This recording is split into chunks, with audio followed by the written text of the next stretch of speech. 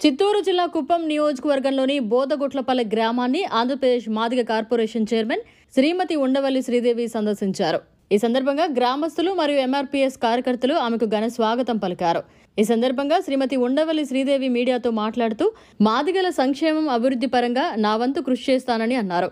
మాదిగ వర్గానికి చెందిన విద్యార్థులను ఆమె ప్రత్యేకంగా అభినందించి ప్రశంసా పత్రాలు అందించి ప్రోత్సహించారు. ఈ కార్యక్రమంలో చిత్తూరు జిల్లా ఎంఆర్పీఎస్ అధ్యక్షుడు MP Prakash Madiga, MRPS senior నాయకుడు వెంకటేష్, ఎంఆర్పీఎస్ యువసేన నియోజకవర్గ ఇన్ఛార్జ్, జనసేన పార్టీ జిల్లా జాయింట్ సెక్రటరీ వేణు, సతీష్ కుమార్, రాజేష్, గ్రామస్తులు, మహిళలు తదితరులు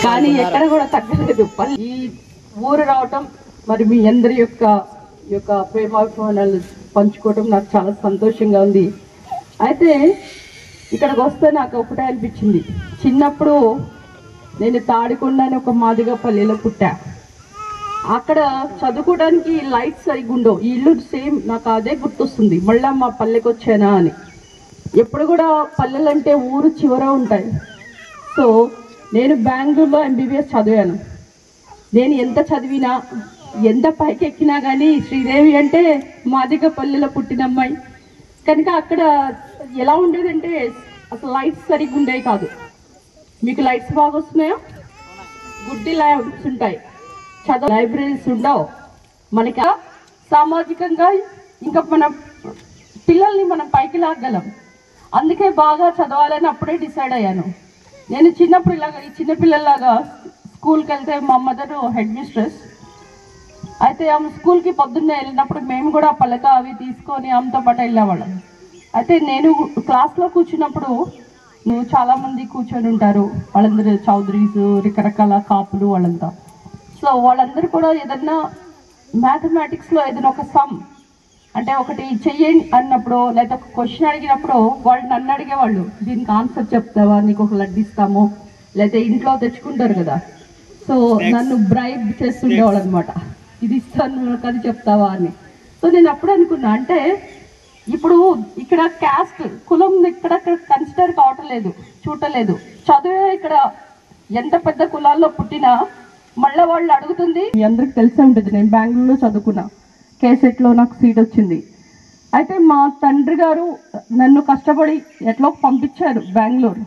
కానీ మా మదర్ హెడ్ మిస్ట్రెస్ అయినా మా ఫాదర్ ఈయన ఇలా పొలిటీషియన్స్ లాగా ఇలా తిరుగుతుండేవాళ్ళు.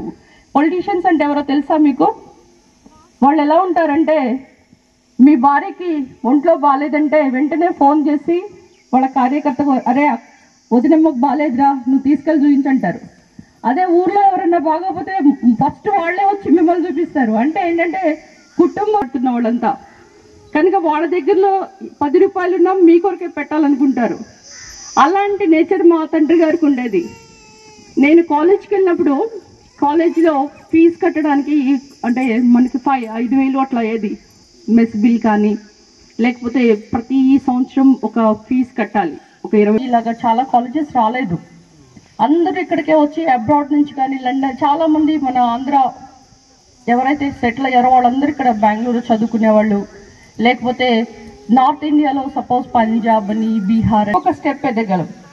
అయితే నా కాలేజ్లో ఎప్పుడైనా ఎగ్జామ్ వచ్చినప్పుడు మనకి హాల్ టికెట్ అని ఇస్తారు, తెలుసు కదా మీ అందరికీ.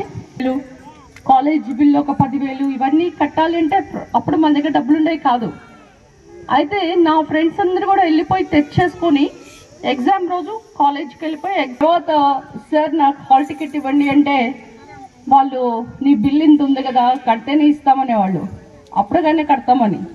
అయితే లేదు సార్ నెక్స్ట్ కడతామని మనం చెప్పినా కానీ వినేవాళ్ళు కాదు. ఎప్పుడైతే 1, 2, 3 బెల్లు కొడతాయో ఇక ఎగ్జామ్ స్టార్ట్ అవుతుంది, అప్పుడు తీసుకోమని హాల్ టికెట్ ఇచ్చేవాళ్ళు. హడావుడిగా పోయి నేను కూర్చొని అందరు ఇదిగో నీ ప్లేస్ ఇది రారా అని చెప్పాళ్ళు, ఎందుకంటే వాళ్ళకి నేను ఆన్సర్ చెప్పాలి, లేకపోతే వాళ్ళు ఫెయిల్ అవుతారు ముందు. అందుకని శ్రీదేవి ఎక్కడా అనేవాళ్ళు. నేను ఆ హాల్ టికెట్ తీసుకోగానే అందరు రెడీగా ఉన్నా. ఎంత గొప్పవాడైనా చదువులో మాత్రం అందరు సమానమే, అక్కడ కులం లేదు, మతం లేదు, డబ్బులు లేవు. కనుక ఆ తారతమ్యం నేను కాలేజీలో కూడా చూసా. ప్రతి వాడికి నేను చెప్తేనే నా పక్కనోడు పాస్ అయ్యేవాడు. ఒక కేరళ ఒక అబ్బాయి ఉన్నాడు విన్సన్ అని, ఆయన వచ్చేసింది ఇక్కడికని. నేను కూర్చొని ఒక ఎడిషన్ రాసాడు పెట్టగానే, నేను ఇస్తావా నేను ఫెయిల్ అవుతాం మళ్ళా అని. ఎనాటమీ అంటే చాలా కులం తక్కువైనా మన 40,000 కోట్లు మనకిచ్చారు సప్లై నిధులు. చాలా మంది కూడా మన పిల్లలు ఎస్సీస్ విదేశీ విద్య ద్వారా అమెరికా వెళ్ళారు, చాలా మంది ఉపాధి హామీ పనులు చేశారు. మరి చాలా మందికి అయితే ఎస్పెషల్లీ యువతకి ఇన్నోవా కార్లు ఎప్పుడు డ్రైవర్లుగానే ఉండాలా, మనం ఓనర్స్ అవ్వద్దా? కనుక మీ అందరు కూడా ఇన్నోవా కార్లు అయితే ఏంటి, షిఫ్ట్ డిజైర్, ఆటోస్, మీకు ఏమి ట్రక్స్ ఎందుకంటే కారు ఇవ్వాలంటే ఒక 4-5 తప్పితే ఎక్కువ ఇవ్వలేకపోతున్నాం. అలా కాకుండా ఇంకా దాని బడ్జెట్ పెంచి త్వరలోనే మీకు కార్పొరేషన్ నిధులు వస్తాయి. కనుక మీరందరూ యువత, నేను గట్టిగా చెప్పేది ఏంటంటే ఎవరు ఇలా ఖాళీగా తిరగకుండా మీరు చేయాల్సిన మీ తల్లిదండ్రుల మీద ఆధారపడకుండా మీ కాళ్ళ మీద మీరే నిలబడాలి. మీరే ఓనర్స్ అవ్వాలి, మీరే ఇండస్ట్రియల్ అవ్వాలి, మీరే పారిశ్రామికవేత్తలు అవ్వాలి. అవ్వాలంటే మీరు ఏపీఐసిసిలో ఒక ల్యాండ్ తీసుకొని మీకు సపోజ్ సెల్ ఫోన్ షాప్ పెట్టుకుంటారా, లేక మీరు ఏమేమి చేయగలరు మీ కెపాసిటీని బట్టి you can apply for that. అంటే 30 యూనిట్స్ ఉన్నాయి చూసినట్లున్నారు మీరు. ఆ 30 పథకాల్లో మీకు ఏది చేయగలరో అది అప్లై చేసుకొని ఇప్పుడు ఎక్కడైనా మేము ఏం చెప్తున్నాం అంటే జనాభా ప్రాతిపదికన వాళ్ళకి సమన్వయం చెయ్యాలి అంటే రేషియో ప్రకారం మాదికి ఆల్రెడీ మనకి వర్గీకరణలో వచ్చేసింది. మనకి 6.5, మాలలకి 7. అయితే ఎక్కడైతే మాదిగలు ఎక్కువ ఉన్నారో అక్కడ ఎక్కువ ఇవ్వడానికి ట్రై చేస్తాం. ఎందుకంటే ఇక వర్గీకరణ గురించి ఆల్రెడీ ఆనంద్ చెప్పాడు చాలా. ఇక మళ్ళీ మీకు చెప్పాలంటే అది పెద్ద ఒకటి అవుతుంది. ఏదైనా కానీ వర్గీకరణ అనేది ఆద్యుడు, దానికి మొట్టమొదటిగా శ్రీకారం చుట్టింది శ్రీ నారా చంద్రబాబు నాయుడు గారు. ఆయన 1997లోనే ఒక బిల్ పెట్టారు వర్గీకరణ చెయ్యాలి. ఎందుకంటే ఆయన ఇలా చూశారు అందరినీ. ఇప్పుడు నేను చూస్తే అర్థమవుతుంది, చూడకుండా ఎవరో చెప్తే మనకి అర్థం కాదు. మన కళ్ళతో ఏది చూస్తామో అదే నమ్ముతాం. We believe what we see. కనుక ఇక్కడ మాదిగలకి ఈ యొక్క విద్యలో కానీ జాబ్స్లో కానీ వీళ్ళు వెనకబడి ఉన్నారు. ఇక్కడ ఇందాక చెప్పాడు ఆనంద్, చాలా రేషియోలో కూడా ఇప్పుడు మాకు ఎస్సీ కార్పొరేషన్లో కూడా దగ్గరగా 37 మంది 47 మంది ఎంప్లాయీస్ ఉన్నారు. వాళ్ళల్లో మీరు కనుక చూస్తే ఓన్లీ 2 మాత్రమే ఎండీస్ ఉన్నారు. పథకాలు వస్తే ఎమ్మెల్సీగా ముందు చెప్పేస్తారు వాళ్ళు, ఇది వచ్చి నువ్వు పెట్టేసుకోవాలి అంటే అలా ఉంది. అంటే నేను బ్లేమ్లోనే మనకి బిల్లు ఆమోదించి 2000 నుంచి 2004 మధ్యలో ఈ యొక్క వర్గీకరణ ఇంప్లిమెంట్ అయిన తర్వాత కూడా మన హోమ్ మినిస్టర్ అనిత గారు టీచర్ ఉద్యోగం అందులోనే వచ్చిందంట, మన గర్వంగా చెప్పారు. సో చాలా మంది నేను కలిసిన వాళ్ళు కూడా మర్చిపోయి తను అక్కడ ఉన్నది వర్గీకరణలోనే అక్కడ మిలిటరీలో జాబ్ వచ్చింది. ప్రతి చోట కూడా ఈ వర్గీకరణ అనేది ఎలా ఇంప్లిమెంట్ అయిందో మీరు గమనించాలి. కనుక ఈ రోజు మనం ఎక్కడ కూడా నిరుత్సాహపడకూడదు. మనకి సప్లై నిధులు ఏదైతే ఈ యొక్క 9.5 లక్షల కోట్లు జగన్మోహన్ రెడ్డి పెట్టి అందులో 30,000 కోట్లు ఎస్సీస్ కానీ రిలీజ్ చేసి ఆ డబ్బులు కాస్త ఆయనంతా డైవర్ట్ చేసుకున్నాడు, ఎక్కడో వాడేసుకున్నాడు.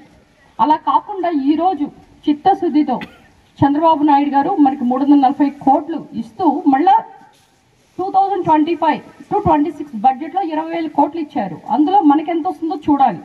చూసి డెఫినెట్లీ ఇప్పుడు నా చేతనంత వరకు మీరు ఏమేమి మీరు కావాలో మీరు ఒకటి అడగండి. రోడ్డు లేకపోతే కమ్యూనిటీ హాల్లో లేకపోతే మీకు ఏమైనా విగ్రహం కావాలన్నా మీరు మీ ఊరికి ఏం కావాలో డెఫినెట్లీ చేసే బాధ్యత నాది. అదేవిధంగా మీరు ఎవరైతే లోన్స్ అప్లై చేసుకున్నారో అవన్నీ కూడా నాకు లిస్ట్ 2 years టైం ఉంది కనుక మీకు దశల వారీగా ఒకసారి కొంతమందికి ఇస్తే నెక్స్ట్ ఇంకొంతమందికి ఇద్దాం. ఎందుకంటే అందరూ ఒక్కసారి మనం ఇవ్వలేము. ఎందుకంటే ఇలాంటి ఊర్లో 175 నియోజకవర్గాలు ఎన్నో ఉన్నాయి. కనుక మనం కొంచెం తగ్గి ఎవరైతే నిజంగా అర్హులు ఉన్నారో వాళ్ళు మనం ప్రమోట్ చేసుకోవాలి. అంతేగాని మనకు ఎలా ఉంటుందంటే నాకు రాపోయినా పర్వాలేదు ఈ పక్కనోడికి రాకూడదు అనేది మన మెంటాలిటీ. ఎంఎస్ రాజు గారు, అనిత గారు, సౌమ్య గారు, ఏదో మనం దగ్గర ఎస్సీస్లో మన ఎండీస్లో మ్యాక్సిమం కొంచెం మీరు వెళ్ళి మాట్లాడుకోగలరు. మీరు పైకి తీసుకెళ్తే డెఫినెట్లీ ఇప్పుడు నేను తాడేపల్లిలో ఉన్నా, ఇదివరకు మన వాళ్ళు ఎక్కడికి వెళ్ళాలో తెలిసేది కాదు. ఏదంటే ఏ మినిస్టర్ దగ్గరికి వెళ్ళినా వాళ్ళు హలో బాయ్ అంటారు వెళ్ళిపోతారు. కానీ ఈరోజు మన దగ్గర కూర్చొని కాఫీ తాగి భోజనం చేసుకొని వాళ్ళు మా అక్క దగ్గరికి వచ్చాము అని ఒక సాటిస్ఫాక్షన్. మీరు ఇంతసేపు ఎందుకు కూర్చున్నారు? నా కొరకే కదా మాకు వచ్చిందని. అంటే అది మన వాళ్ళని మనం కాపాడుకుంటే డెఫ్లని మనం కోరుకుంటే రావు, ఆటోమేటిక్గా వస్తూనే ఉంటాయి. మనం పని చేసుకుంటూ వెళ్ళాలి. కనుక మన లీడర్స్ని మీరు కంపల్సరీగా ట్రోల్ చేసినా ఏమన్నా మనకు కష్టం వచ్చినా మీరు అండగా ఉండి మమ్మల్ని పైకి తీసుకెళ్తే మా అంత హెల్ప్ చేసేవాళ్ళు ఇంకొకళ్ళు ఎవరు మీకు ఉండరు. ఎస్పెషల్ నేనైతే చేస్తా, మిగతా వాళ్ళ సంగతి నాకు తెలీదు. కనుక మీరందరూ ఎవ్వరు కూడా నిరుత్సాహపడదు. మీ పరిస్థితులను నేను గమనించాను. ఇట్స్ బీన్ అసలు నాకు ఏంటి అన్నము ఉడుకుతుంటే ఉడికిందా లేదని మీరు ఎలా చూస్తారు? మొత్తం చూడరు కదా. సో మెత్తగా చూస్తారు. బాగా చెప్పారు. అంటే మిమ్మల్ని చూస్తేనే నాకు అర్థమైపోయింది మీరు ఏంటనేది. నేను ఒక డాక్టర్ని, నాడి బట్టి ట్రీట్మెంట్ ఇచ్చేదాన్ని, వైద్యం. ఈరోజు మిమ్మల్ని చూస్తేనే నాకు తెలుస్తుంది, డయాగ్నోస్ అయిపోతుంది. కనుక మీరేమి కష్టపడొద్దు, మీరేమి కూడా దిగులు పడొద్దు. డెఫినెట్లీ మంచి రోజులు మనకి నారా చంద్రబాబు నాయుడు గారి రూపంలో వచ్చినాయి.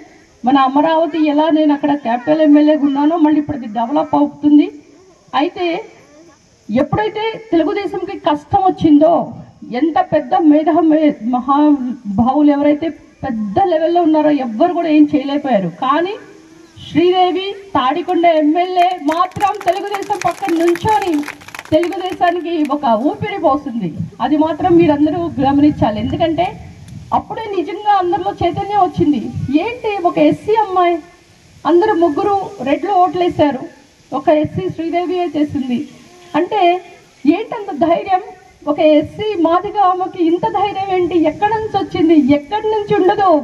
భయం మనకి బ్లడ్లోనే లేదు. మనం అంతా పోరాడతాం. We are all fighters. మనం బాగా ఫైట్ చేయాలి. ప్రతిదీ కూడా మన అవకాశాన్ని అందిపుచ్చుకోవాలి. మనం ఎక్కడ కూడా మీ దగ్గరే సినిమా తీసినట్లున్నారు, పుష్ప సినిమా తగ్గేదే లేదు అనే మాదిరిగా మీరు బాగా కష్టపడండి. మీ నాయకులు కూడా చాలా రియలీ ఎంత నిన్న వచ్చారు పలమనేరు, ఈరోజు ఈ ప్రోగ్రాం పెట్టారు, మళ్ళీ పలమనేరులో పెడతామంటారు. వాళ్ళ ఉత్సాహాన్ని కూడా నాకు రియలీ ఐఎమ్ టేక్ మై బావ్. ఎంత బాగా కష్టపడుతున్నారంటే నిజంగా ఇలాంటి వాళ్ళు మీకు చాలా అవసరం. వీళ్ళని కూడా మీరందరూ కాపాడుకొని మన జాతిని ముందుకు తీసుకెళ్లాలంటే లీడర్స్ చాలా అవసరం.